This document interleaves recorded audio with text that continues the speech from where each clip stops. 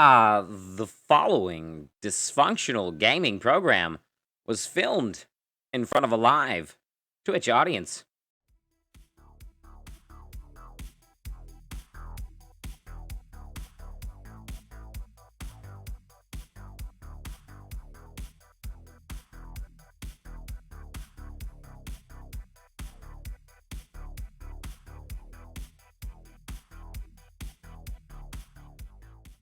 Oh, what's happening? Welcome to Dysfunctional Gaming's Talking D&D. I am Thundercat0420. Over here to my right. Yes, I am the Funko Pops. I am GM Patch Nasty. Hello. Yes, that is GM Patch Nasty. We are here this week. We're going to talk about the player's side of things, and we're going to talk about classes. We're going to talk about all the fun things you get to do as a player in the game, basically. Damn right. We'll go over some of the stuff that we've done in our games. We'll also go over a few D&D terms in a little bit more in depth. But what did we do? What did we talk about a couple weeks ago? Shops? We talked about shops, right? Yes, sir. We talked about shops. We talked about Gnome Depot. We talked about all kinds of little magic shops, all your little general wares, and then making shops so you can cater to your players. Yes. So if you want to check that out, we have that in our backlog on Spotify and Apple Podcasts. We also have it on YouTube if you want to watch the video. So this week, we're going to talk about classes in the PHB. Nothing from any of the other books that come out since the Player's Handbook. We're going to just talk about the base classes, not anything else from the other books yet. That'll be later on in the log of Talking D&D episodes. And so, yeah, let's, I guess, get right into it. And I'm pretty sure the first one is my favorite one. Barbarian? Yes. Do you have anything you want to talk about before we get into it? Thanks for being here, people who are in there. Thanks for listening, all you audio listeners. I apologize for last week. My face hurt, and talking is half the job here. So I need teeth pulled out of my head. That's all I want to say. His face kills me every week, so. But it's good thing I wear a mask. Let's talk about Barbarians are the first one. If we're gonna talk a little bit about Barbarians, I've played 3. One was Grog, and it was fun because I was high level and you weren't. The second one, it was Simsor, who was half giant and a dick. And the third one is 2. I like Barbarians. They're your tank. They're your classic tank. Or you could also roleplay it as they're not a tank, which is always fun to do. But that's what I wanted to say. Hi, Vandal. Yes, I was a Baron. Mm-hmm. It's okay. I got my preparation age. Barbarians are seen as like a fierce warrior, someone that can take a hit and it just makes them more angry and keeps them moving. So, as they have in D&D lore, they would have most of the time have like primitive backgrounds. Their lives are kind of basic, and they can enter a battle rage. I like to think of them as like you could always do like the Hulk from Marvel. Like that's a good example of a barbarian. Like you could have this mild-mannered person, but as soon as he like gets punched in the face, he goes into like a blood rage, and you can't reason with him without turning into a giant hulking monstrosity. Mm-hmm. Barbarians are neat. I like barbarians. Once they start expanding into like different subclasses, it's interesting. They have that type of primal instinct. They know like whether or not something seems to be out of the ordinary, kind of sneaking up on them. They can kind of have that like, this isn't a good area. They have that Spidey sense. Spidey sense, yeah, that's the good way to put it. Point flex from Disto. Well done, Disto. Ayo. And yeah, so let's get into it. The main attribute for barbarians is strength. Strength and honestly, I would say strength and con. Yeah, con is one of their saving throw proficiencies, and so is strength. But the big thing with con, as we talked about in stats, directly influence your HP. And having a wealth of HP and that D12. So if you want to roll dice and you get a 12 and your con's a +4, that's 16 HP at this level. And that's crazy at 2 or like 3 or 4 or 5. That's a pretty good upgrade. What else? Let's see. They get armor proficiencies, which I wanted to talk about a little bit more. And we're starting with vocab? Let's go into it. That's the first thing that you get when you're a barbarian. Like the stuff you get is you get your proficiencies and then you get your equipment. You know what I mean? Yep. On the player's handbook. So we might as well go that way. So I wanted to talk about the weapon proficiencies and the armor proficiencies specifically. So for a barbarian, you get light armor, medium armor, and shield proficiency. What that means is you can use these weapons and use your proficiency bonus with them and armor as well. If you are not proficient in it, you can't wear the armor, right? That's how it works? Correct. So that's how it works for armor. But for weapons, if you're proficient in simple weapons, you can use simple weapons and get your proficiency bonus. If you're not proficient in the weapon, you can use the weapon, but you don't get that weapon bonus. It's whatever the modifier. So let's say you're a wizard using a great axe, which is just a silly concept in my head. You're definitely not proficient in them. However, you can still use it. It's going to be yours. You just roll the die and add or subtract your strength depending on how you build your wizard.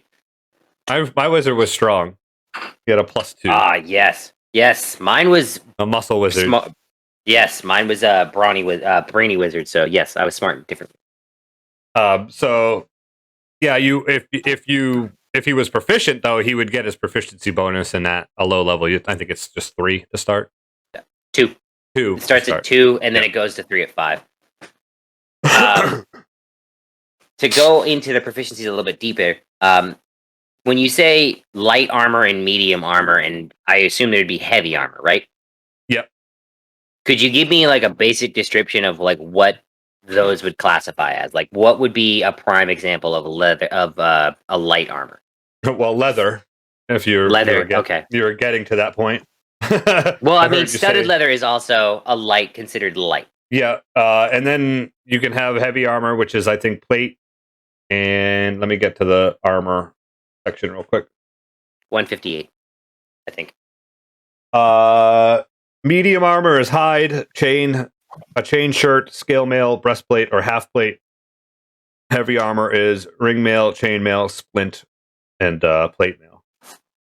All right. So if you were proficient in light, medium, and heavy armor, you could wear it all. Shields are the only one class. Yes. Shields have their own. So it kind of goes into the class on like what you get for proficiency. Like as we said in our on our races episode with our dwarven friends with their baby tools, they are naturally good with those types of things. And then with weapons, they get the extra weapons. If they're a barbarian, they get to do the rest of the weapons that were in that if they're medium. Exactly. Well, I mean, with weapons, there's only the 2 classifications. Simple martial, I meant. If you're good with like an axe and then also want to be able to use a hammer, but your heritage doesn't let you use a hammer or whatever, you get simple weapons, you can use a hammer. And use your not like a war hammer. Right.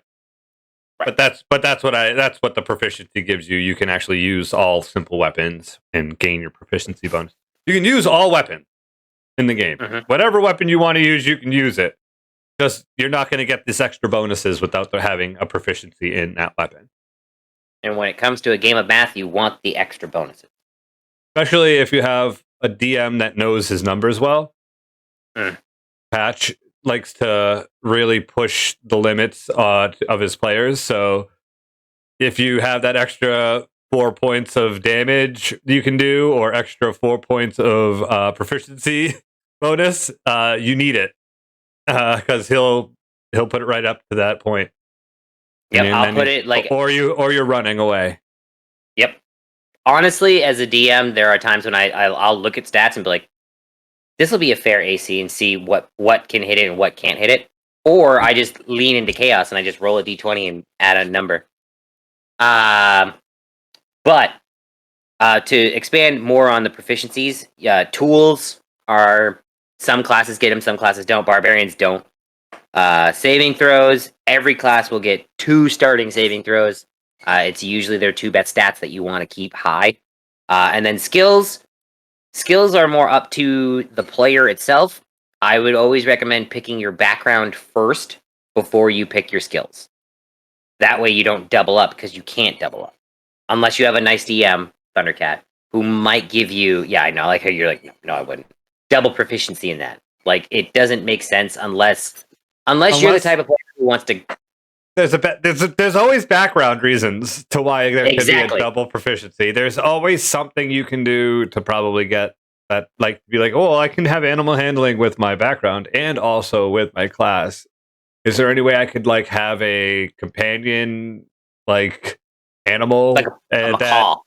Something. that I can use my animal handling and have double proficiency with that on him? Like, you know what I mean? On it. Yeah. Or like you could work stuff out. Sometimes like thematically it works. But tools, different classes like bards will get musical instruments. I'm trying to think of another good tool. Brewers tools. Clerics will get the healer's kit. Yep. But that's proficiencies in a nutshell. Let's say you just want to play D&D. There's a thing right before all the class features. It's called the quick build. I highly recommend this for sort of kind of newer players. You can follow these quick suggestions. If you want to quick build a barbarian, put your highest ability score in strength, followed by your constitution, and then choose the outlander background, because that fits it perfectly. If you get into spellcasters, it'll tell you should pick these cantrips and then these first level spells. If you want to make it easier on yourself just to do that, but you want to have that little bit of personalization, you can change out spells and have it more your own. Like I did the quick build for Kador when I played a bard, and I switched out a couple of the cantrips because I was like, yeah, I would have Vicious Mockery, but I wouldn't have Mage Hand. I'd have something else. I'd have something more grandeur because I'm something depending on the character you want to bring to the table. Exactly. I think I had like something that had something to do with like Gust or something. Because I had Dancing Lights because I was a drow. Right. No, I took Prestidigitation. Yeah. Once again, like it comes down to like your flair, like what you want your character to look like or do or act. You can change those little things. Like, oh, well, maybe I could have double proficiency, but only with my little parrot that we talked about, or. Like you said, I want to change from Dancing Lights to Prestidigitation because I want to be able to make little fireworks around me instead of having lights dance around me. I want the fireworks to be a little so like it's just a little bit of a change. Thematically, it works. So, but yeah, you have those fireworks going off. Yeah, you're not breaking the rules either. Like that's still in the rules. All right, so we covered our vocab. With that. All right, so in the class options to start right away, they talk about the equipment that barbarians get. You can also, if your DM's doing buy systems, you can go and buy the equipment you want to start with. But I recommend if you're trying to do like the quick build, or you're still kind of roughly getting to know how to make characters, to just kind of stick with what they tell you to do.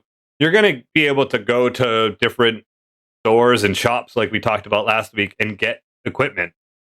So just instead of making it more difficult on yourself, just grab the equipment the book tells you can start with and use your in-game work to get the equipment you want throughout the story.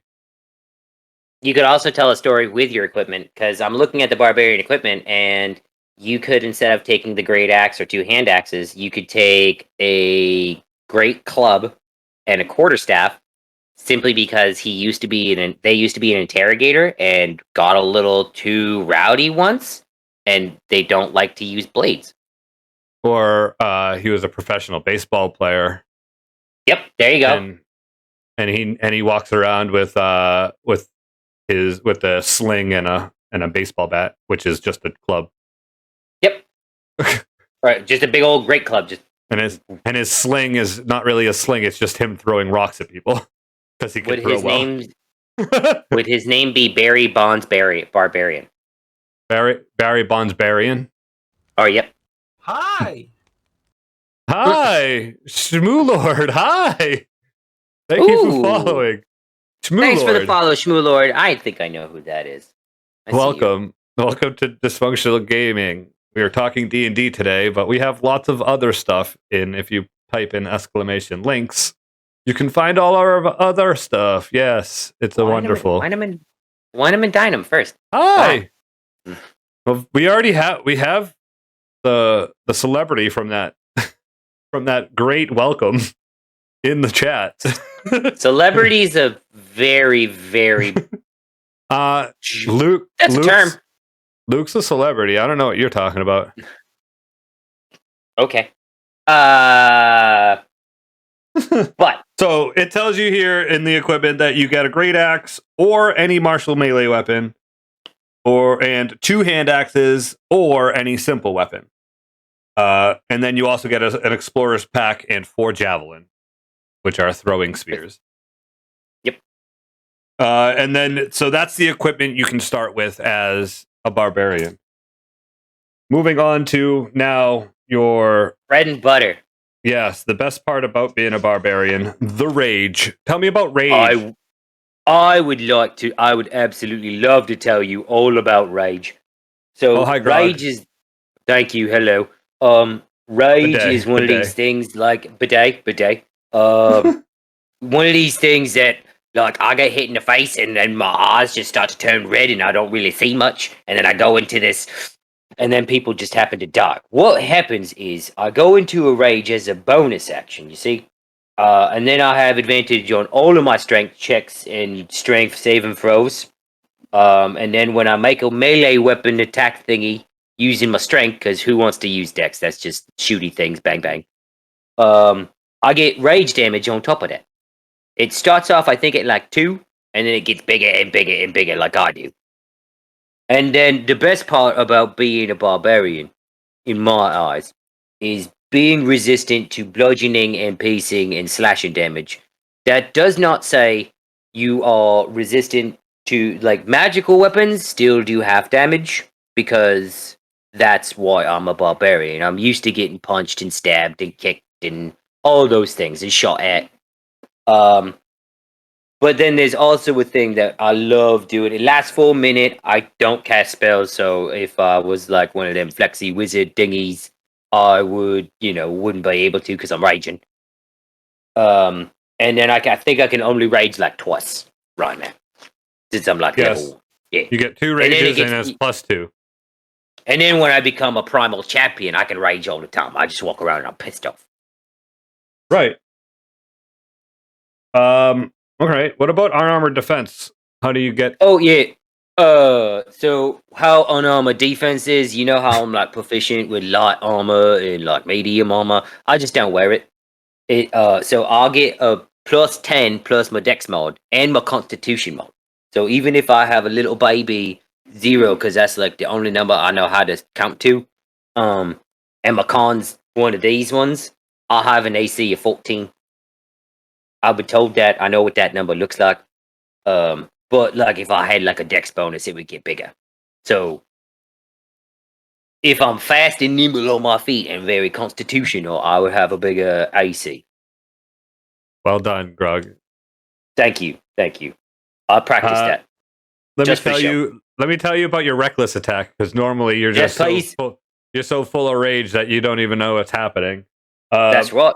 This is what happens, actually. You throw all your concern away, and you get to attack with advantage, which means you get to roll 2d20 and take the better of the 2 on your attack rolls. But the issue with that is you're in such a crazy, unconscious, and throwing all concern away for yourself. You're also leaving yourself open for more attacks. So any attacks against you also have advantage on you. Yeah. I understood So- about half that. I like to call it swinging for defenses. That's what I call reckless attack. I just But put if it you all miss, into one swing. Yeah, it sucks. yeah, you leave yourself Yes. open for someone else. Yeah, that's why you don't miss. And then we were talking about that Spidey sense earlier, so it's called Danger Sense actually. I call it a tingle. And Reckless Attack and Danger Sense are at second level. So we're moving up to second level at this point. You get an uncanny sense of when things nearby aren't as they should be, giving you an edge when you dodge away from danger. You have advantage on dexterity saving throws against effects that you can see, such as traps and spells. You can't be blinded, deafened, or incapacitated. Yeah, That if you are, then that doesn't count. that's right. If All I right, what can't about- see it, I go on. What about your Primal Path at third level? Well, the one that I took was the pass of the Berserker because it's a means to an end. That end being violence. I like violence. I encourage it, as my good friend once said. Words are hard to read. So when I turn 3, I go into a frenzied rage, and I use my bonus action, and I can hit people again. So at third level, I have two thwacks. I can swing for defenses a bunch of times. Okay. And then as I go high up in my levels, I think for the paths it's 6, 10, and 14. That's when you get more things for your subclass. I looked, yeah. Yeah. Yep. That's the one I picked. And then at 6th, I can't be charmed or frightened. At 10th, I can use my action to frighten someone. I go, ah! And then they make a save and then they run away. Retaliation is so when I take damage against people, when they stab me in the side after I swing for defenses, I can then again use my reaction to swing for defenses. Yep. What's this inevitability scores? Inevitability score improvement? Ability score improvement at 4th level, 8th level, 12th level, 16th level, and 19th level for Barbarian. Yeah. You can increase one ability score of your choice by 2, or you can increase 2 ability scores of your choice by 1. As normal, you can't increase any ability score above 20 when using this feature. For Barbarian, you probably want to stick with Strength or Con still. You can also take one of them. Unless it makes... Yeah, you can take a feat if your DM allows. But also, you might want to put some ability scores into something that thematically works for your character. Something that might help you be a better cook, like intelligence, like I did. And I put 2 points into intelligence so I could start doing the cooking background. And if I didn't have the intelligence, I wouldn't have got it. Hello. Snow. Yeah, thank you for putting pictures in there. Those are easier to read than them little words that people are talking about. Hello, Snow. So tell me about Bidet. Tell me about your 5th level. What do you get? I can swing. I get an extra attack. I get to hit things again. And then if you're, like I said, like a frenzied barbarian, you can hit things 3 times. Yeah. Swinging for a ball 3 times in the same go is a lot better than swinging once or twice. Let me tell you. Especially if you connect on that ball like 3 times. Because then the ball ain't there no more. You knock the hide off of it. I'm sorry we're using that bender ball fast stuff. How are you feeling, Patch? I'm good. I'm wonderful. Teeth are gone, so everything is wonderful again. And Thunder, how are you? I'm good. That's good. All right. And also at 5th level, I get you get faster. the speed increase. You get to go 10 Yeah. feet further when you aren't wearing heavy armor. Oh yeah, that's one of them things. I also, like I said, why wear armor when I already have my own armor? I have my pecs, and my biceps, and my triceps. At 6th level, you get another path feature we talked about, which is your Mindless Rage. But you can't Yep. be charmed or frightened while raging. If you are charmed or frightened when you enter your rage, the effect is suspended for the duration.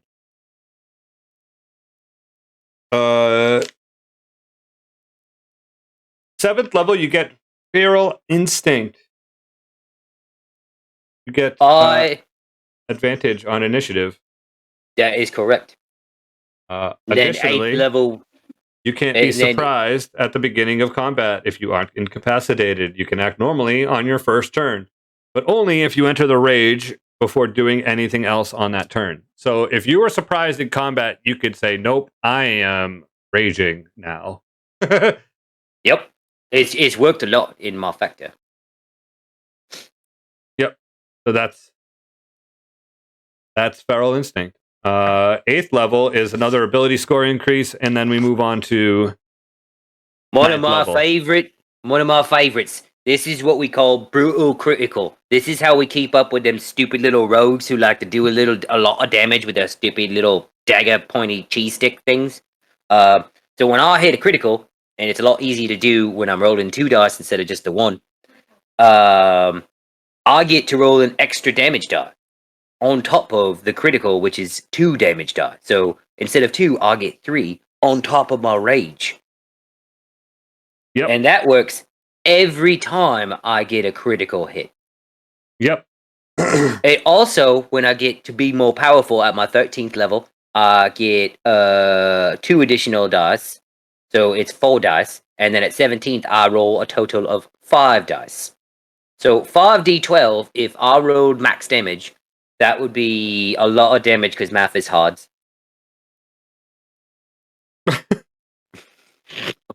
Yes, it is hard. You're right. I'm not going to do it either. Yes. At 10th level, you get another path feature.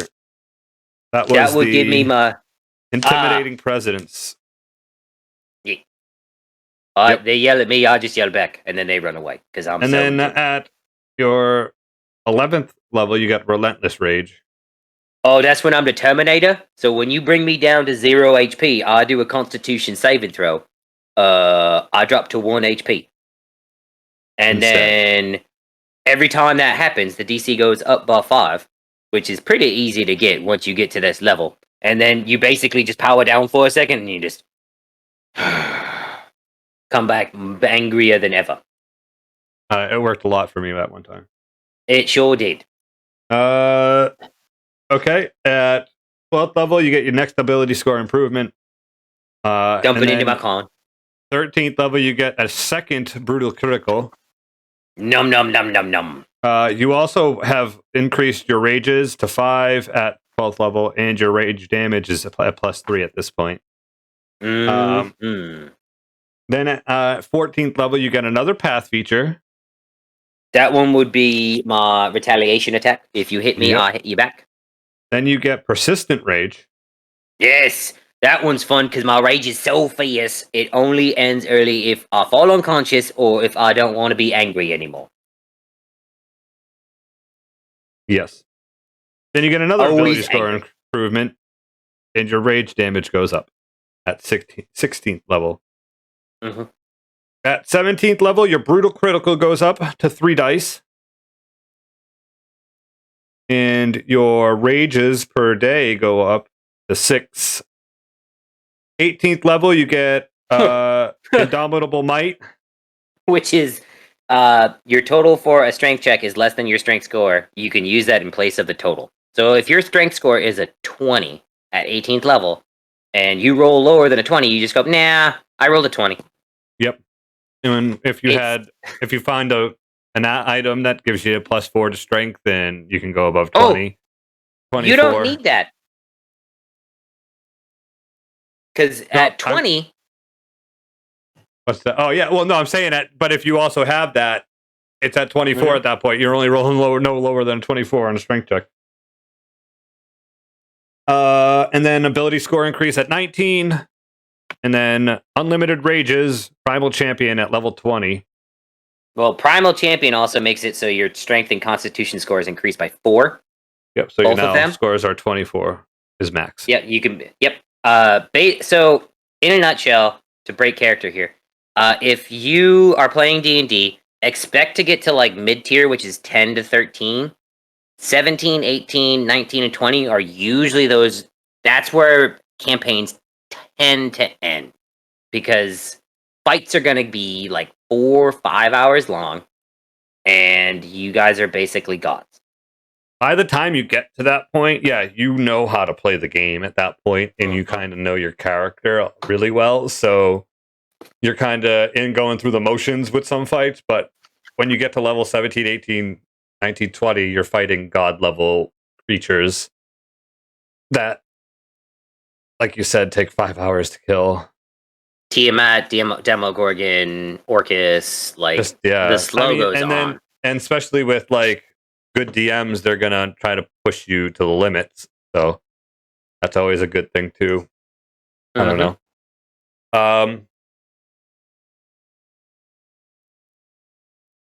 What do you say we do one more and then take a break?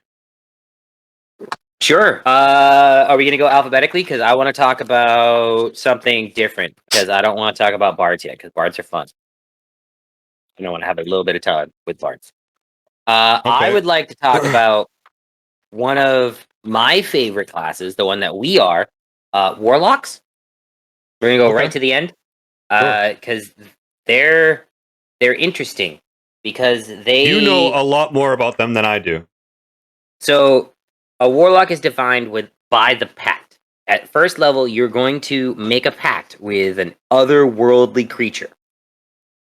So this, out of the book, is either an archfey, which are these majestic, eccentric fey lords, or you'll have a fiend, which is the devil, in my brain, or, just like our logo, the Great Old One, all praise Cthulhu. Thing that's not really heard about a lot. You can pick a lot of things. There are several other ones, but like if you're a Yuan-ti, you could be Dendar, the Night Serpent. If you're a Tiefling, you could be Mephistopheles. It's one of those loaded weapons you can hand to a DM and be like, hey, I'm going to be a warlock. And then the DM goes, can I use your patron as a mission giver? That's a good DM because you don't want to force a player into that. You could do it very slyly and have... Or you do. Or you do. As one of your early DMs, Patch, I feel proud. Thank you very much, Shmoo Lord. Thanks, Shmoo Lord. Okay, quick thing. Let's talk about, before we go through the levels by level, let's talk about the proficiencies that you get as a warlock. Not a lot. You get light armor and simple weapons. And simple weapons. No tools. You get your saving throws become wisdom and charisma. Because you're a caster. That's typically... you get the specific skills that based on the class. Your starting equipment is either a light crossbow and 20 bolts or any simple weapon, a component pouch or an arcane focus, a scholar's pack or a dungeoneer's pack, and then you get leather armor, any simple weapon, and 2 daggers as well. So you get a good amount of equipment as a warlock. Mm-hmm. You've been blessed by your patron. Go ahead. First level, pick your patron. That sets up the rest of your character build because at first level, you look through all the patrons. Like the Archfey gives you different spells. Let's go with Carlin, since we're the Great Old One. Level 1, you'll get Dissonant Whispers, Tasha's Hideous Laughter, which are kind of like mind-altering type spells. Like you can see the influence and oppose it to like the Fiend. Burning Hands and Command, you do what I say or I set you on fire.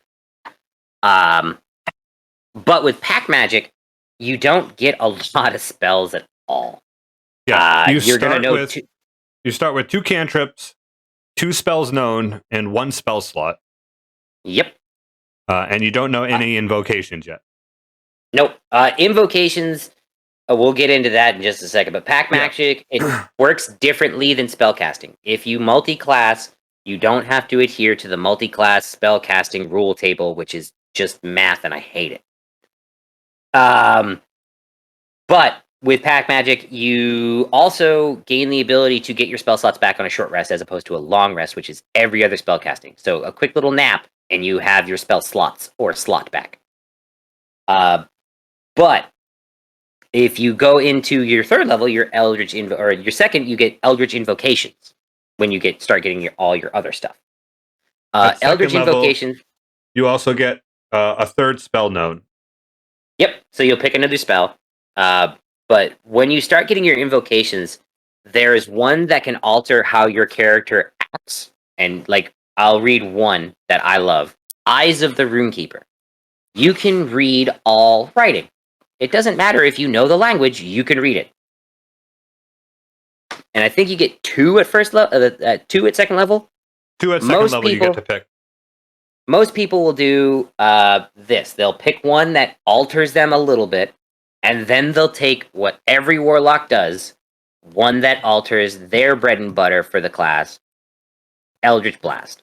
That's So what I thought the it was going to be. Yeah. So Agonizing Blast, the first invocation that you can learn at level 2 is you add your charisma modifier to the damage if it deals on a hit, which no cantrip does in any class. So if you're a good warlock and you have a +3 to your charisma at level 2, you get to add that +3 onto your damage rolls. That's game changing for a low level character. Also, instead of taking one that alters you, you could just add Eldritch Spear as the second one. And then when you cast Eldritch Blast, its range becomes 300 feet.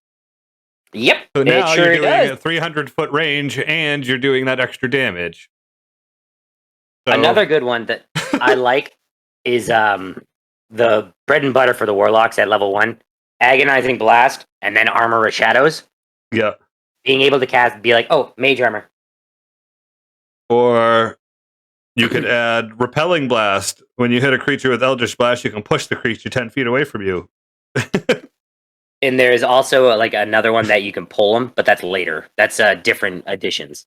Yeah. But Eldritch Invocations, they get you can, when you gain a level in this class, you can choose one of the invocations you know and replace it with an invocation that you could learn, and then you get them at odd levels, I believe. You get a third one at 5th level. You get a 4th one at 7th level. You get a 5th one at 9th level. 6th one at 12th level. It's kind of odd. It like switches. It staggers. Yep. 17 is you're going to be your be all end all. I'm going to go look and see if I can find one real quick that's level 17. I'll take one at here we go. Level 15. This one is. It is called Visions of Distant Realms. You can cast Arcane Eye at will without expending a spell slot. That might not sound too appeasing, but at later levels, when maybe you're in a dungeon crawl and you have a small little eye that you can squeeze under doors and have it look around and then see what's in there and be like, oh, there's this in here. Let's be quiet and take them out stealthily. It's Master of Myriad Forms. You can alter self at will without expending a spell slot. That's a level 15 one, a 15th level one. And then the other one I see is Chains of Carceri. That's a good. Oh, that one's mean. You cast Hold Monster at will. Yeah. But it can only target a celestial, fiend, or elemental. And you can have to take a long or short rest just a long rest before you can do it again. There are also ones that are on the same creature. You can do it again on a different creature, just not that creature. Mm-hmm. But that's pretty cool. At 3rd level, you'll take your Pact Boon. They expand upon it in later things. But the first 3, you have Pact of the Chain, which basically gives you a little pet. Pact of the Blade, where you can create a weapon, where you're more of a damage dealer. And then, like we have with Carlin, Pact of the Tome, where you get a book. So you're like a little wizard, and you have more creatability. Right. Then 4th level, you get your ability score again. Yep. Oh, by the way, at 3rd level, you get 4 spells known. At 4th level, you get your 5th spell known. Then at 5th level, you don't get any features, but you get your proficiency goes up +3. You get 6 spells known, and you get a third level spell slot level.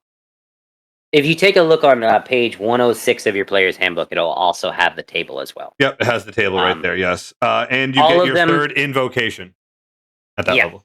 Well, that's the thing, like, most, like, with subclasses, you'll get things, but when you pick your subclass is the very first thing you pick. Like, the Warlocks are weird because you have this first aspect of your class that you pick at first level, who you made your deal with, and then at third level you have a different aspect of your class to then figure out how you want to do it, because your pact boon, like your tome or your chain or your weapon, there are invocations that go along with that. Like the one that I love to take as a warlock, Book of Ancient Secrets. As soon as I get the Pact of the Tome, I can now inscribe rituals into my book. So I choose 2 first level spells, and they are that have the ritual, and then they appear in my book. You can add more rituals into it. I believe there are other ones at later level. As I look through, I don't think there are. I know there's some for like Pact of the Blade, like Thirsting Blade. You can attack with your weapon twice once you hit 5th.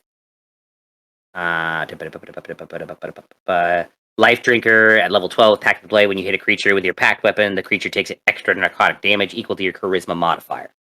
So it can change aspects of how your class plays out.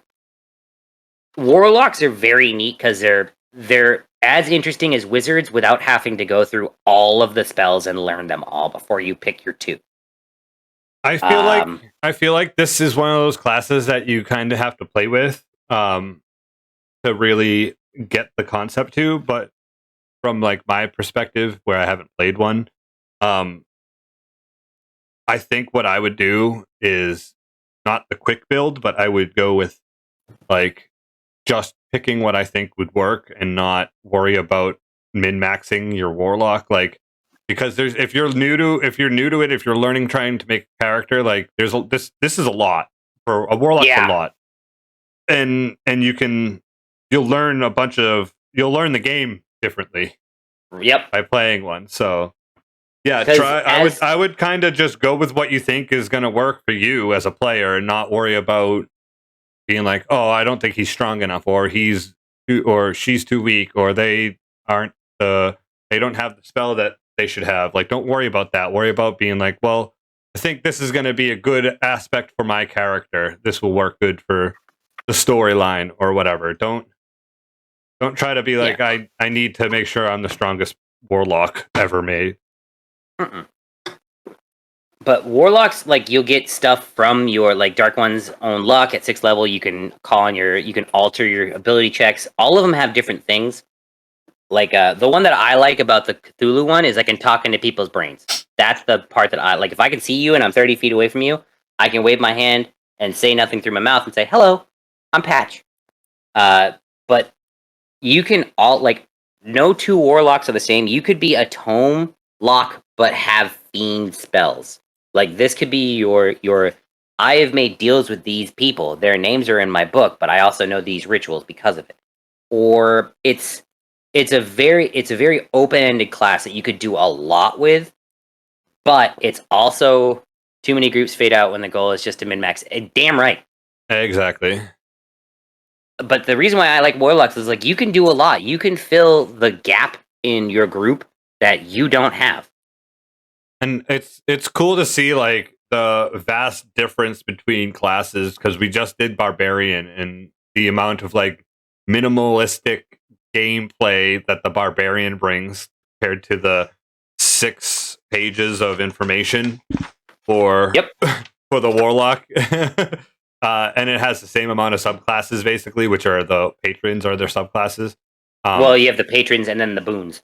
Yeah, but those are the subclasses, is basically what the Barbarian subclass would be, your patron features and stuff. Yep. So yeah, it's cool to see that, especially like since we just did the Barbarian. But let's move on. That's why I wanted to go to it. Yeah, let's move on to like the next couple of levels here. So 6th level, you get your otherworldly patrons feature, get your 7th spell known. Yep. And go to the Pact of the Tome still, or the Great Old One. I mean. All right, so at 6th level, you magically ward yourself against attack to turn an enemy's failed strike into good luck for yourself. When a creature makes an attack roll against you, you can use your reaction to impose disadvantage. If the attack misses you, your next attack rolls have advantage on the creature, which can be beneficial. But if you're a tome lock, it's not as beneficial. But it could turn the tide real quick.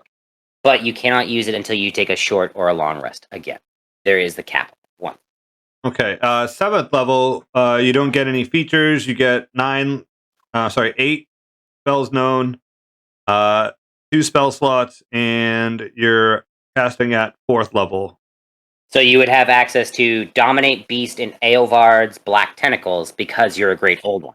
And because you gain you have a 4th invocation. Yes!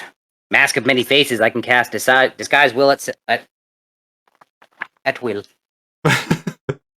At 8th level, you get an ability score improvement. You get 9 spells known, and that's it. Yep. At 10th level, you get another Worldly Patron feature.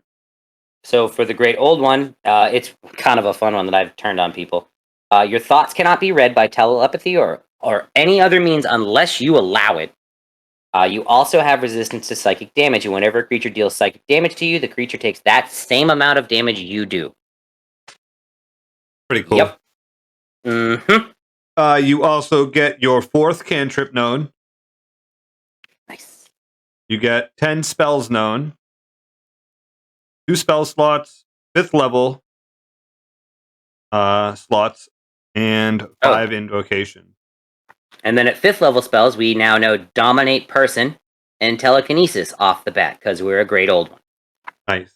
So you add those to your spells known. Those don't count against your spells known. Bingo. So at that point, you would have 10 spells known plus the other 10. You'd know 20 spells basically. Mm-hmm. All right. At 11th we're gonna level, get started in Mystic Arcanum. This is where it's interesting. This is where you start getting your big bad spells that wizards get way before you, but you can only do it once a day. So at 11th level, you choose a 6th level spell slot, a 6th level spell from the Warlock list. You can cast this spell once without expending a spell slot, and you have to take a long rest before you try to do it again. So I'm just gonna spin open to my spells because I had it bookmarked and I thought it did, but I didn't. Warlock spells at 6th level. Let's just say I'm going to take Circle of Death. Because why not? I can cast Circle of Death without spending any spell slots or materials to cast this, but I can only cast it again tomorrow. That's pretty clutch.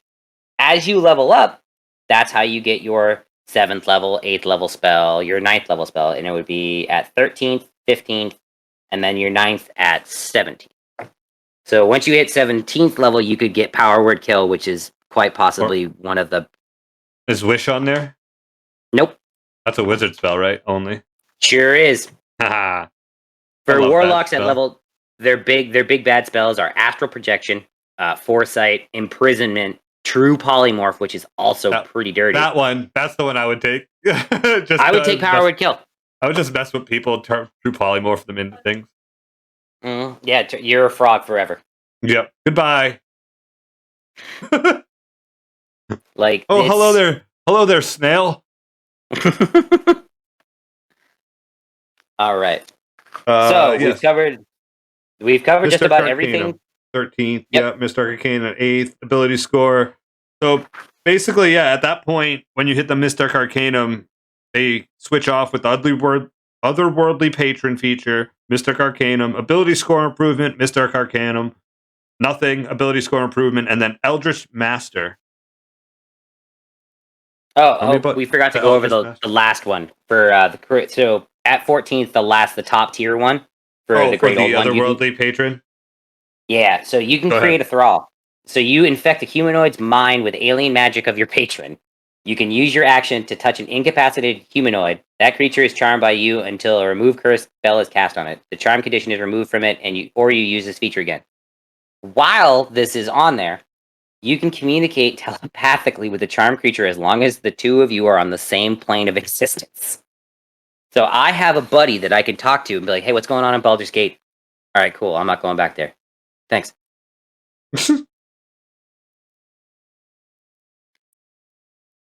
Cool. That's a pretty cool deal. It's mean. It's very mean at level 14 because you're like, oh, I have a buddy who I can talk to wherever I am on the material plane. Like, if you like do it to a king who's sleeping, that like pick your battles. Like Warlocks are one of those like, I'm gonna take my time with this and talk to you, and then I'm gonna figure out when am I gonna fuck with you. You just got to get there. That's getting to level 14 is takes a little while. Let's get to the level 20 because basically It's honestly not everything that good. flip-flops the rest of the way. And by level 20, you have 4 cantrips known, 15 spells plus the 10 that you know from your magic. You get 4 spell slots. You get Thank 5th God. level spell slots, and you get 8 invocations. And tell me about that. You're an Eldritch Master.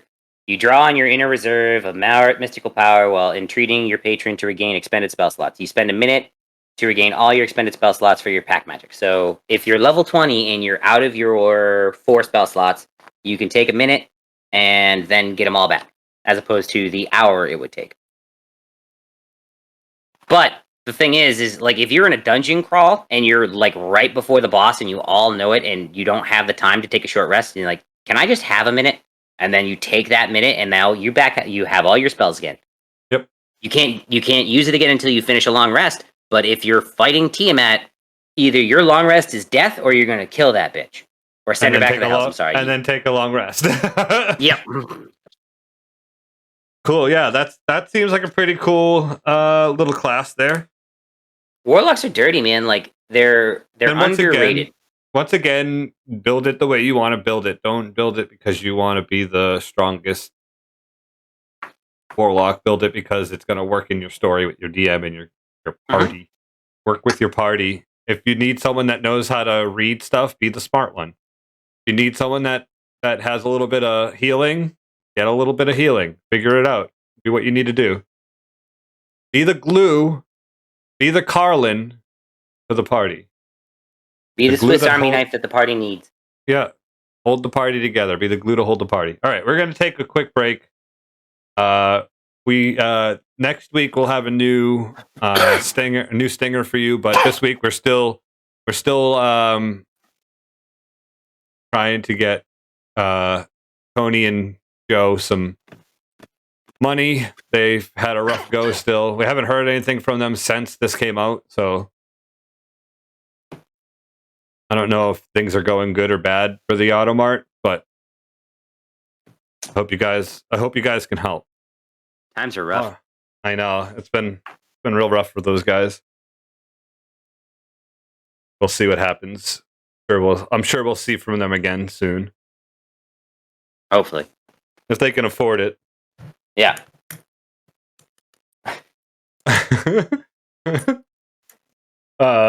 So we're gonna move on to our next topic, thing, outline, bullet point. One of the things that we do every week, we talk about past stuff. Everybody likes to hear about. Yeah. We're gonna talk about pasta experiences. I'm more of a linguine fan. Yeah. Oh yeah. I like penne. Ah. Penne. It brings me back to another question we've had on a separate podcast about a stacked noodle-based dish. Not. It's two pieces. It's one piece of lasagna, Thunder. No, it's if you stack it. If you put 2 pieces together, 1 + 1 = 2. It always will. It's not when it comes to lasagna. Basic math. But if you cooked it separately, what if they were cooked in the oven at the same time? There's still 2 separate lasagnas. What happens if I take 2 pieces from the same lasagna and stack it on a chopper? It's 2 pieces of lasagna.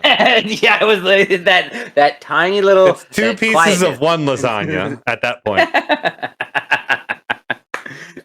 All right, pasta experiences. Past experiences. See, this is the only way I'd allow this. I just thought of it. This is the only way I would allow it is if you cook the first lasagna and then built the second lasagna on top of the first cooked one and then cooked the second one with it on top of it, it'd be cooked into the same lasagna. That's the only way I'd allow it. So that's one lasagna. Yeah. You have to do it that way.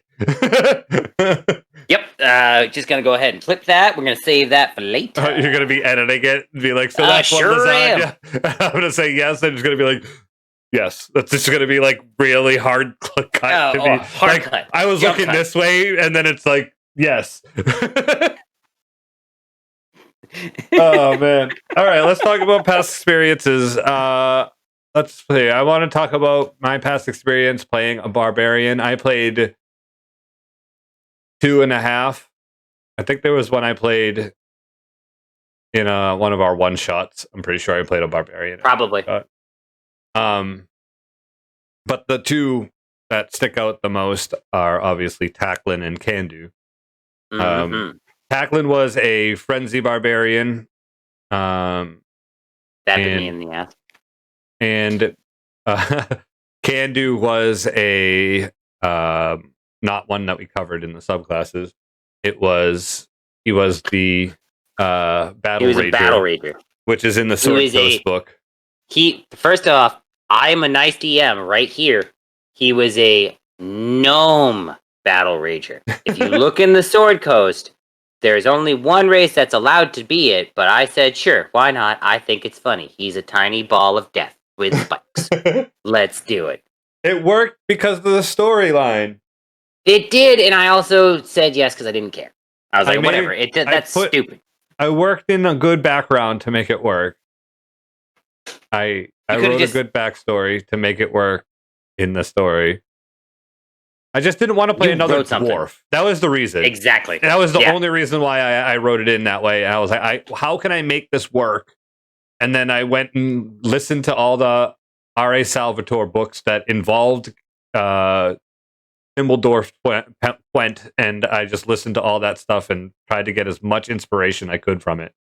And there's a good little story on him on Neverwinter. Yeah, and that's how I know of it. That's where Candu Twent came from. I created a gnome, deep gnome, so a Snurf Neblin, battle rager who was when he was an infant deep gnome, his clan was destroyed by Drow, and the battle ragers went in to clean up / take out the Drow and help the deep gnomes as much as they could, because they had a treaty together to like help each other. So they found my character as an infant, and Dibble Dwarf never had a family to like really take care of, so he took in the infant as his own and raised Candu as a battle rager, which is like probably one of the worst things to become as a child. They are literally just absolute balls of hate that just they want to destroy anything that would hurt the dwarfs, and they do it with all the rage that they possibly can by like ripping you to pieces. So having grown up that way, I was pretty rough around the edges, and when I met the group, I was working as a gladiator in the fighting pits. Pro tip to any DMs out there: if you watch wrestling and you DM, it's an easy way to introduce a character because you already know most of the backstory for it. Go on.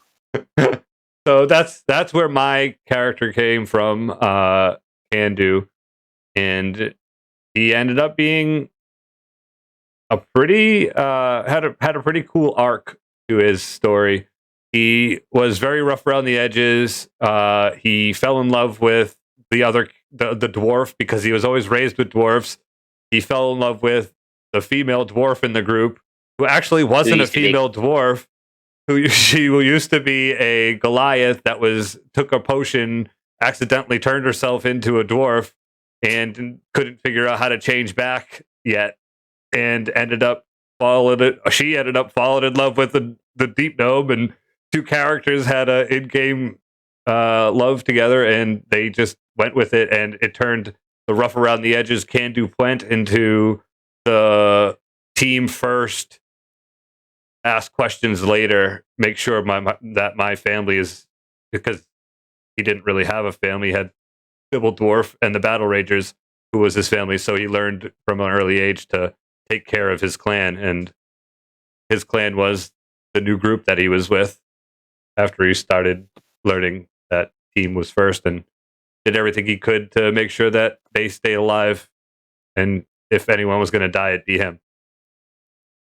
And you didn't. And I did. Well, you did. A few times. Yeah.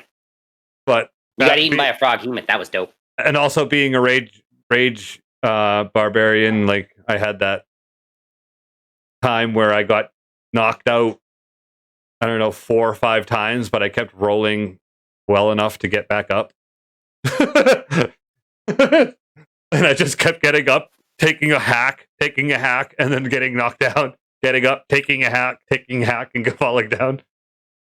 For all you audio listeners right now, it seems that there is a bird that has flown in front of my camera and is currently staring Thundercat right in the face. It's his middle finger. It is. That would be my barbarian. You can talk about a warlock or barbarian.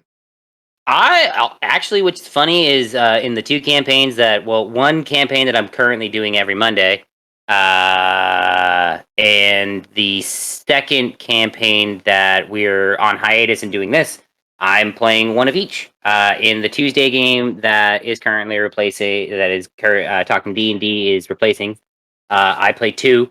I'm a Tempest Barbarian, which is not in the player's handbook. Isn't that what Kandu turned into? Yeah. That's what I turned. Well, yeah, you turned into that. A whole bunch of god stuff happened, and I turned into a Tempest Barbarian at the end. No, you weren't a Tempest. You were like a Zealot, something like that. Zealot, yeah, the Zealot. That's it. It made sense for 2 because he basically awoke on a fishing boat. So I use a lot of nautical puns, and I make a lot of fish jokes. So I thought, like, being able to breathe underwater as a Warforged who doesn't need to breathe was pretty funny. And then having a swim speed is even better because then I'm a boat. I'm almost a transformer. And then on the Monday game, I'm what Carlin is. I'm a great old one warlock, but I'm also a panda. Right.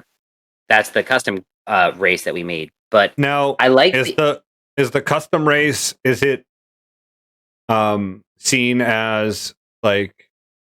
Oh, we're monstrous. Well, yeah, like tieflings are. Like they don't. They see him. They see him, and they know that you're not supposed to be fucked with or whatever. Like, to be honest with you, I haven't seen another one of my kind in game. I know there's my backstory, and there's new stuff where there's people who are invading, and they're near where I live. So I'm kind of curious about what's going on, and I have sending now, so I kind of want to send a message to one of them. But we really like it. I spun the backstory like we are civilized, but it came at a cost. Like they all made a deal with the devil, and they think that the devil either reneged or one of them reneged on the deal. And now it's we're kind of like Kenku-ish. Kinda, yeah. Like where they took their flight away from them, and that's all they want in their entire lives is just the ability to fly. Like, well, we're civilized. It's just no one knows about us. Yeah, that's the thing. Like we don't like a lot of outsiders. I put that the polar Sarin, the white panda, the white bears are very war, and the brown bears are just very who cares, whatever. But I like being the talker in the group, as you can tell. I like being able to have conversations with NPCs, especially if someone's being a dickhead. And I can immediately just text my DM and be like, I say this in his head, just to try and smooth things over. Or I can also see things from 30 feet away and then talk in their head and just use a very booming and devious voice to see if they'd run away. Because that's what I like to do. Oh my gosh. It's worked a couple of times. Like, as being your DM long enough now, knowing how you play the game, I feel so bad for your DM for Umlaut, right? Yeah, I feel so bad for him letting you be a spellcaster / have these stupid mystical powers. It's so frustrating playing with you sometimes. Put on the fact that I'm a cute panda bear. Having you as a barbarian / like Warforged makes it so easy for me this campaign. Like, I'm not worried about you doing this. Like, I don't care about the stupid stuff you do as 2. Like, but the stupid stuff you did as fucking Gad, I wanted to like throw the chairs out like the window. Like, I just wanted to like smash a window. Like, I was some of the, I just feel for you. I'm sorry. Feel for you. I have my moments. The stuff that 2 can do is nothing compared to what Gad could do. Griff made Zaphod a god. That's that I wasn't DMing. Neither was I. Once again, when I'm not like, that's why I'm saying I know you play how you play. So you being able to do like these mystical, silly things is like, I could just picture and you're a panda. And you're a red panda, like the little red, like the creepy ones. Ooh. They're like wicked creepy. They like sneak up on you and they like stand up like this. They're weird. So just to put it in perspective, I think I've gone full Disney with Tomo. Jesus. The last week, we blew up a ship, and I floated down on a parachute. And the first thing that came to mind was Pikachu on the balloons for Pokemon Snap. And then there's this gem that we took from the ship. If you cast a spell into it, it amplifies it. So the first thing I did, I was like, I'm going to cast light into it. Blinded myself. And then remembered, oh yeah, I can dismiss it. And then I cast Mage Hand into it. I made like a little Bigby's hand that I could surf around on. That could carry like 1,000 pounds. 1,000. Oh, Jesus. It could hold 1,000 pounds. It had a speed of like a mile. And it must have grew bigger too, right? Oh yeah. That's so good. So literally for 10 minutes, I just lounged around on my Mage Hand, just floating around, just being silly. Griff had to bail, so he didn't like the parachuting in character, so I took my Mage Hand and I just scooped him up and brought him up to his room as he went, oh, the whole way. Oh my gosh. But I also, as a good player, know when the story's not about me. And I can just backseat a little bit. And have the lulls. And know when to get serious. There's been times I remember, but this happens in every game. It's not just you either. It's everybody. But it happens at every game, even when you're DMing or when Beth was DMing. Like those little side stories are happening, and there's 2 people talking on one side of the table. There's 2 people talking the other, and I'm like, whoa, wait! I need to hear both sides of the story as a DM. I'm like, looking like, okay. Patch, stop for a second. I want to hear what you have to say, but I'm listening to them. And you're like, oh yeah, that's right. Like, but it happens to everybody. I've done it. I do it all the time. Try not to, but it happens. It's hard. It's hard not to. So yeah, I do enjoy your characters, though. Now I have a question for you. You do a good job with your backstories, except for 2, because you wanted not to have a backstory. I wanted to experience what you could come up with for 404 and not know a goddamn thing about it. Because I just started fucking saying stuff that day. You're like, well, I'm like, I don't know. I just started saying shit that day, and then all just became your backstory. So it's also the fun thing too, because I can get away with. I get a little bit of leniency being on a fishing boat, so I can bullshit a couple of things, like little things, but like prime backstory, like knowing that 2's like almost 900 years old. I, as a player, know that, but 2 doesn't. He knows that he's old, but he doesn't know how old. Yeah, because he hasn't found that information yet. All right, so let's make a subclass quickly. Something that we can kind of just create and make, and then we're going to try to fit it into the narrative somehow, but we don't have to do that on stream. We could do that. We could do that next week or whenever. So, and add it into like a Patreon thing where you can see where we added it in. Do you want to expand upon the Barbarian? I was thinking Warlock, bud. All right. So, because do you want to? It's 4 things. It's 4 levels. Yeah. So you could either do a pact boon, so you could do like a new thing that you get from one of these gods, or you could just do a new god. We would do a different patron. All right, so we're gonna do a different patron. The patron is the patron is the cool stuff. The pact boon we can add one as well if we want. All right. Where's my gods in my DM book? Good God. World of Your Own, Archfey, the multiverses. Fiend, the Great Old One. They have the Blade one, right? That's the Hexblade. Yep. There's Hexblade. also the Seeker, the Raven, Queen that I know of offhand. How about we do a gnome one? So Like a glitter gold. It's a trickster. So you've made a deal with the trickster. With a trickster god. All right. So hang on. Let me take a look at what we got for spells at Because first level. then we could have glitter gold fighting with Cthulhu and Something, yeah. and the other with the other old one. All right. So what would you get? So glitter gold. You know more about Gnarl than I do. Let me take a peek. So He's luck typically, and trickery, I think. right. So you could, so you'd get something at first level. We'll work on the spells later because that's gonna be That would be something we can add on. So the Fiend gives you HP, temporary HP. The Great Old One let you talk in their head, and the Fey Presence allows you to. Sure. What do you got? So it's either we add the halfling luck feat because he's kind of a luck god, luck/trickery, or we do one where it's like you can if a creature rolls against you, you can change the number by rolling a d6, minusing it or something. Because because like you're tricking them to like be wrong or something, like something incorrect. My thought process was kind of like the duplicate that you get with the Trickster Cleric. Ooh, I like that too.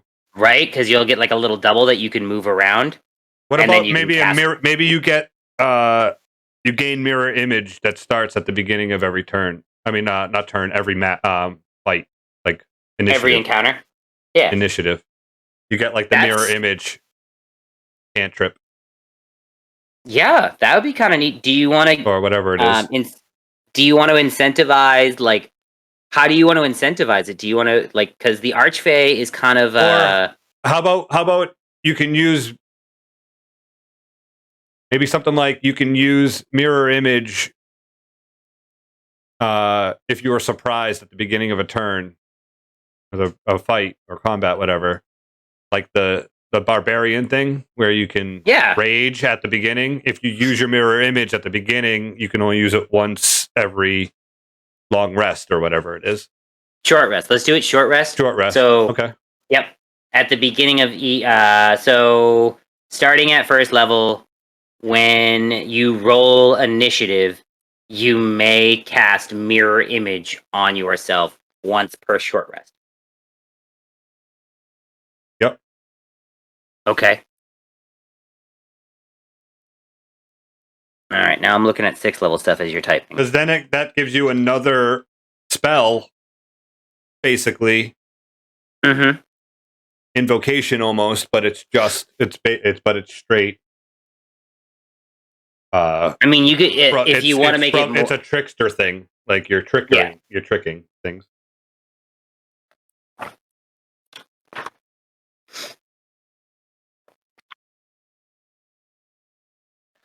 I'm going to look at the Trickster Cleric while you're typing.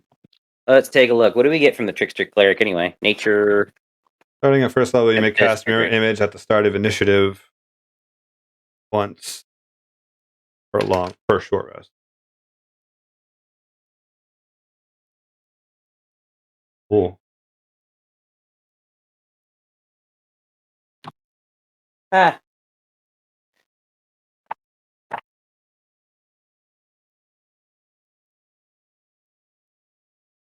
All right. I got one for 6. I'm literally just going to take the one from the cleric because it's real dirty. Do it. We're going to call it Cloak of Shadows. Because it's just taking it from there. Right. What's the name? What's the name of the other one? Cloak of Shadows. No, the first one. The mirror image one. Trickster's Blessing, I guess.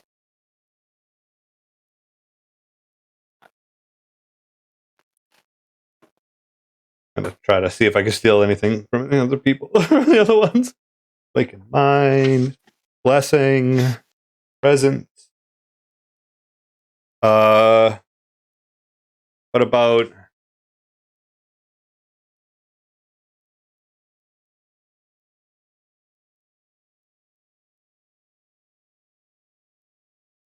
the Golden Image? Yeah, I like that. Fool's Image. A Fool's Image. Yeah, because you got Fool's Gold. Yep. All right, so level 6. Level 6. Cloak of Shadows.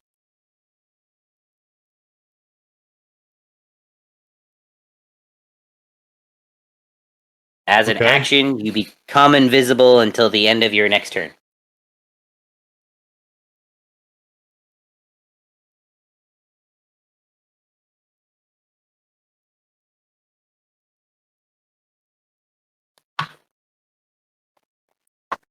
Okay. If you cast if you attack or cast a spell, you become visible, like invisibility. Yeah. Normal invisible. Now I'm looking at level 10 stuff But I'll just write per invisibility spell. per invisibility spell. Yep. So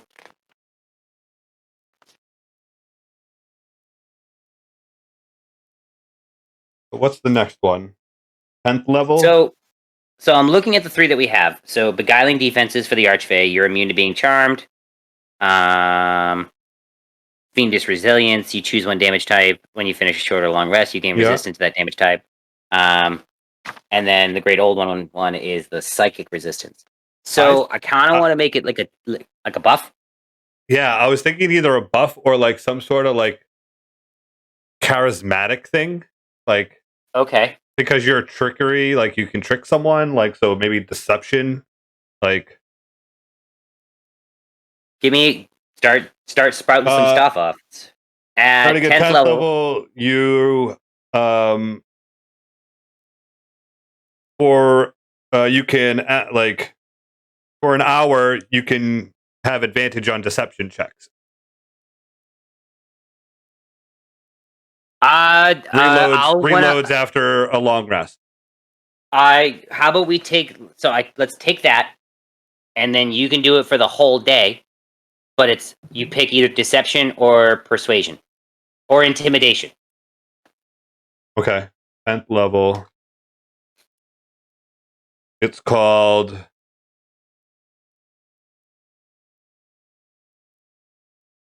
a silver tongue. Silver Tongue. Going very metal puns.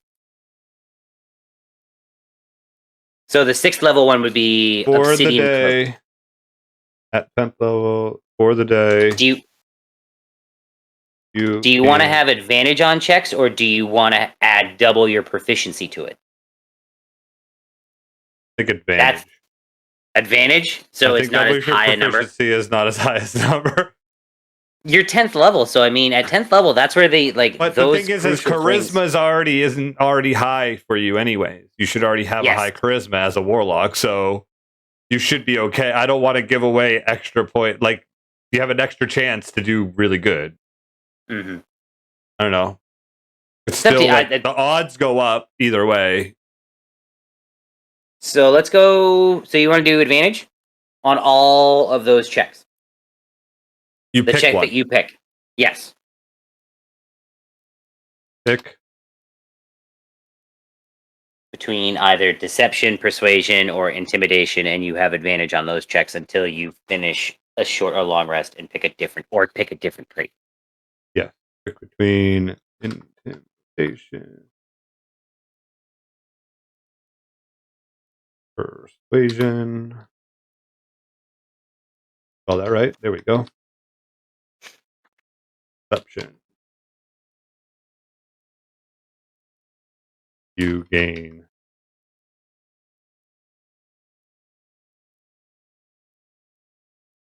check. Now here comes the hard one. refresh at long. Short rest. No, that has to be a long rest thing. You're getting a whole day with advantage on deception. That's how it works for the hellish resistance, or Okay. then you're always resistant to psychic damage as the great old one. Okay. And they're all short rests, or they just happen all the time. Well, the psychic one's all the time. The short rest. Also, you don't get as many spells, so that makes sense.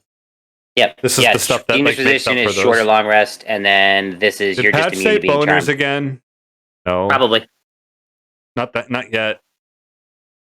He gave me the and finger. now 14th. All right.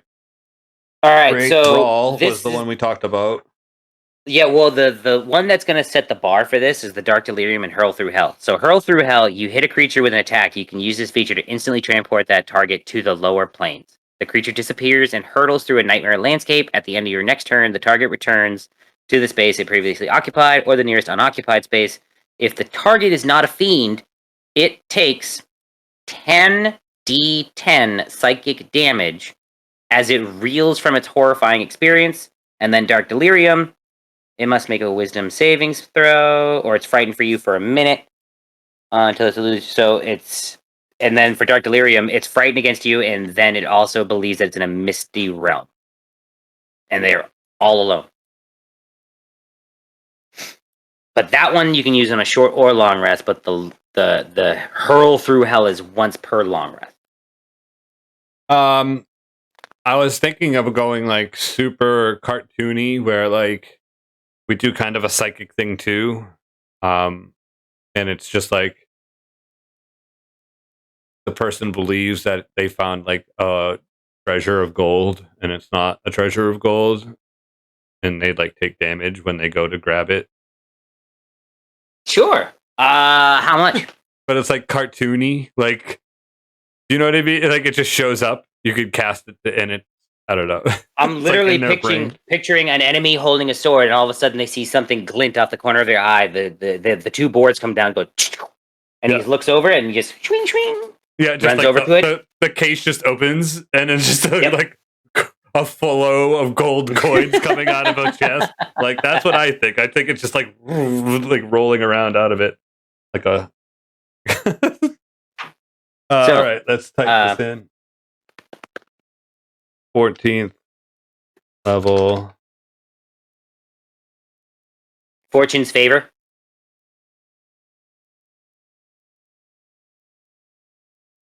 Right?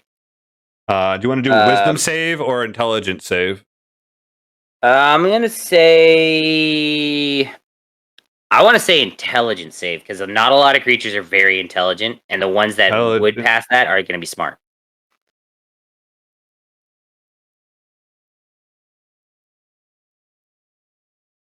Oh, I gotta pee.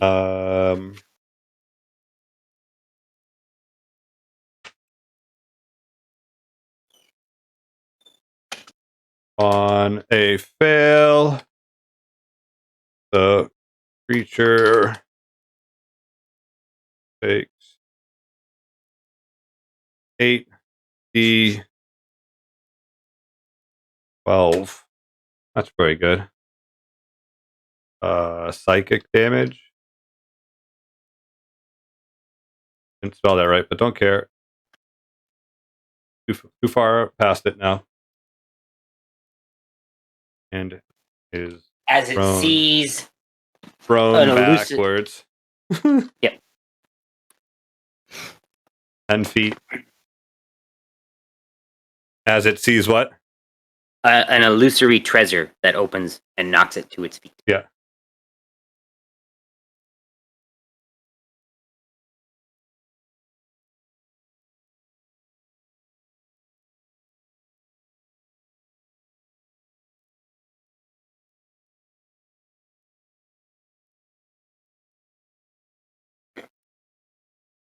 That was me burping. How was everyone's day? It's Tuesday. You're watching Talking D&D. That's what we do on Tuesdays, unless my face hurts.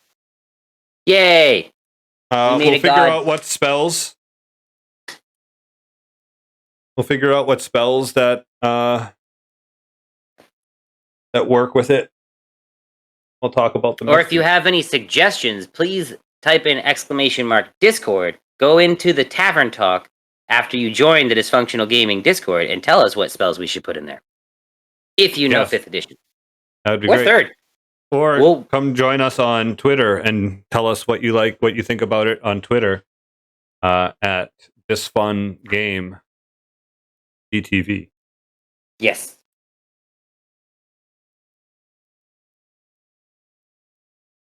So with that, let's get going. We're going to... What are we doing next week? I think we're going to continue with the classes. I think we're going to do classes part 2. So do we want to tell them what classes we're talking about? Sure. Let's pick Bard. So Bard's definitely going to be that's the next one in after Barbarian. So that one, and then why don't we pick the one that's after Warlock there? After or before, because Warlock is smack dab in between two. Let's do Wizards. Yeah, we can do Wizards quickly. Wizards are gonna be super quick. We've played plenty of Wizards together. I love playing spellcasters. I used to hate it, but I love it now. So give me all the spell slots. We're gonna do classes part 2 next week instead of going back to a DM week. We're gonna just try to finish up all the classes in the player's handbook. There's 12 of them, so that's 2 of them down, 10 to go. We're gonna have a few of these coming up. So what do we have going on tomorrow? We have Warzone Wednesday. Ah, yes, the Warzone. We're going to, myself, DD, and hopefully Vandal, maybe Disto, will be playing Warzone. Oh, Disto's going to be there? You guys are going to win. Yeah, we might win a couple. I came in 9th the other day playing solos. That's not bad. What time are you guys starting that up? It would be around 10:30, 11. It'd be late night. Okay. Then what do we have Thursday? You guys going to be trying to play some? We're going to play Destiny 2. I'm going to start it earlier because it's the season of the Splicer. So we're going to start it on my channel, and then I'm going to raid over to Vandal when he gets on because he's got a baby, and I want to stream some Destiny because I'm very bad at it, and I explode a lot, and I fall down a lot of holes, and it's fun. And I've watched a couple of reels. But Thursday is console night, and then you guys do stuff after that, right? We might be doing some stuff after that. It's still kind of an open night for us, but you might see us on, you might not. Be one of those kind of nights for us. So don't hold your breath. Don't wait up. Like it's a possibility. It's kind of a flex night for us. But we will be doing something on Friday. And what's that? We will be staying on brand. Stay on brand. I was very confused about dates, but we were doing it on Friday at 10:30 p.m. Eastern Standard Time because people have to work.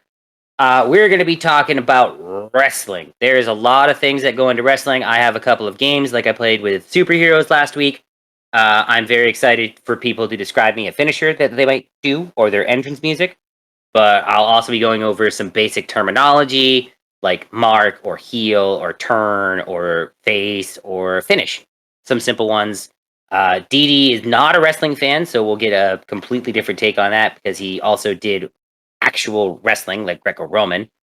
And I'm a big nerd, and Thundercat and Vandal are semi-nerds. I used to like wrestling. Yeah, see, but I'm still watching it, man. A lot. Well, I have on Facebook a lot of those like videos pop up of like the old school like early 2000s wrestling. Like, so earlier I watched Goldberg versus fucking Scott Steiner. It was just fucking awesome. The tag team match where he was with Rick Steiner. Goldberg was on Rick Steiner's team, and it was Buff Bagwell and Scott Steiner versus them. Oh, yeah. I was like, that fight was awesome, and like seeing how strong Goldberg was, like unbelievable. And then right after that, the Brock Lesnar like highlights came up where he was like picking men up and down over his head. Like, okay, like that's insane. So I used to like it back then, and I like physical feats, like feats of fitness. I think it's really impressive the stuff that they can do. I'm a big fan of talkers. Like if you are a wrestler, I know you have the physical prowess. Otherwise, you wouldn't be on the main stage. But if there are those moments where you can get me to go, "Oh, you're a piece of shit," that's when I know that you're a star and you've made it. You've successfully gotten my money to fill a butt in the seat or buy the goddamn pay-per-view. Yes, 'Cause exactly. I understand how the inner workings of it a little bit work. Like you want to put butts in the seat, you want to draw money, you want people to buy your shirts, even if it's like the John Cena shirt that comes out every year, or you have the other one that's made by the same company that says "We hate Cena," and it's like, well, that kind of defeats the purpose because you're still giving him money. So once again, that's going to be 10:30 p.m. Eastern time on Friday night. Maybe a little later, but we're gonna try. I'm gonna do my best to get home for 10 and be on screen by 10:30 on Friday night. So, Yay! Saturday night we have our team games. We have played Duck Game this past week. We need to go deeper. We have a few other games, Phasmophobia, and there was talk of us grabbing a horror game just so they can have close-ups of me playing a 4-player horror game with you guys. It'd probably just be me on the screen and no game. It was just me jumping. No. Chat VR. Team Chat VR. Oh my gosh. What is? I fucking think Patch would have a fucking blast talking to people in that game. The stuff that like people were saying is so funny that I think you would really just enjoy being like, wait, and just like the way that you talk to people, I think you would really like it. I just think you do. I think you would. But I understand if you don't want to. I think you would like it though. It is a game where I just talk to people, I make my own. But you get to pick a silly, goofy-looking avatar, so you're like a big fat cat talking to people. Or I know I would be hilarious on it, Double D. I'm hilarious. I was a hot dog with like long, skinny legs, walking around hot dog.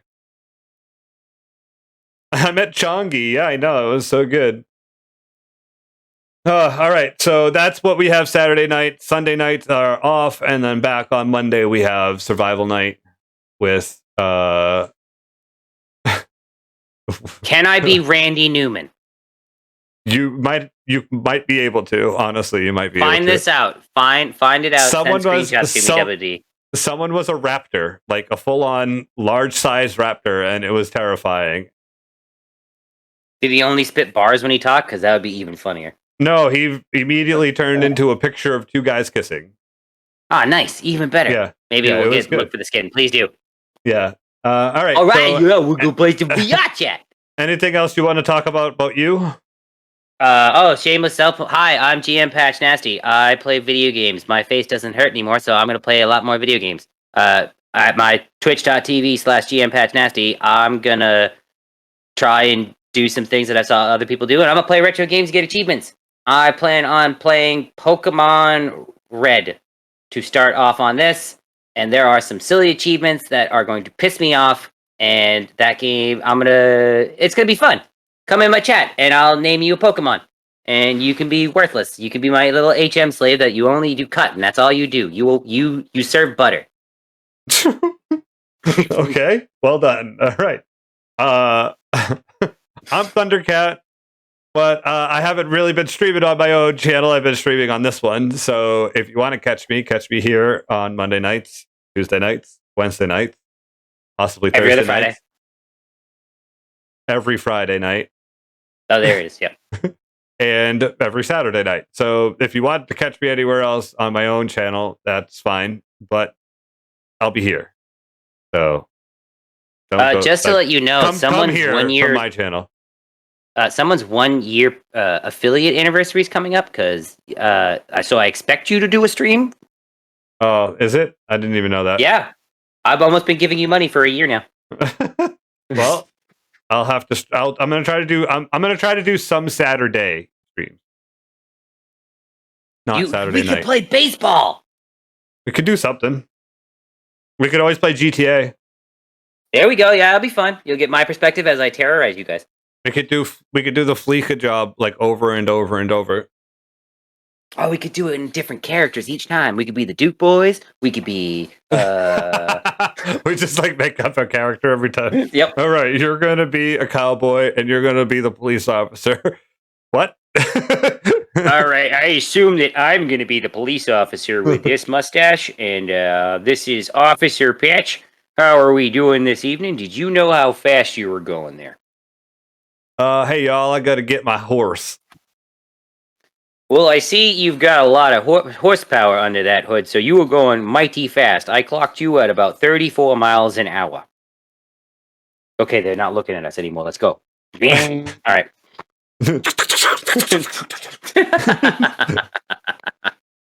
All right. Also, we do actually have a Patreon in the links thing there. If you want to support us, it'll be there. I'll also put it in all of the captions below. The doobly doos. All of our stuff, YouTube and all that. If you're not subscribed to our YouTube, as much as I say this all the time, you should seriously go watch Zombo Force. I avoid watching it with these people because they watch my reactions and it kind of bothers me because I just want to watch the fucking show. Like, god damn it. Go watch it on YouTube. We enjoy seeing your reactions because we don't know if we're funny or not. You're funny. You're absolutely funny. There are times I'm like, oh my god, if you say something about Ghostbusters one more time, you know that you're getting a rise out of me, and now you have my fucking reaction in front of you, you son of a bitch. But all right, let's get a raid going. We appreciate you guys. So Throg, go right to He's Throg. playing Final Fantasy, and it's basically knockoff D&D. D&D, yeah, you're right. He did kill a lich. I heard. Okay, then. You're fine. Don't yell at me. I was excited. All right. I just wanted to say thank you to everybody for being here. Thanks for anyone in the chat that didn't say anything. Thank you for all the follows. Shmoolord. Wing Zero for the host the other night and all the follows from the other night. We appreciate everybody that comes in and says hi. We really do. Hope that we can provide you with some fun content, and we try to be funny, and we try to give you some good D&D stuff, and that's all we can hope for. If you guys are having a good time, then we're having a good time. So we just provide D&D stuff. I wouldn't go far as good. I love us, but sometimes D&D can be like, oh god, we're fighting a kraken. All right, let me go get some coffee. Well, I mean, I think we're doing good stuff. I think we're doing great. I mean... Okay. Well, then don't say that. I don't care whatever I think it. If that's fine. I was just talking about D&D in general. Because we'll get people hooked and then you'll fight Tiamat. I'm going to press that button, and then I'm going to press this button. And then I'm going to play that. We were talking about some barbarians. There's not a lot of words that rhyme with it. We went to Candlekeep and saw librarians with our warlock. Know a lot of rhymes with warlock. Schmorlock. Warlock. Warlock. Randy went little R-rated. Not for things. If you haven't seen it, we got 3 Toy Stories. I was in the first, sang in the second. They didn't get me back for number 4. Key and P were in it. They were pretty funny. Boopity doop doop doo. I love LA. Well done. Thank you. I was very, very interested in that one. It's really hard to rhyme Warlock. Bye, smooches. Bye, everybody. See you next Tuesday.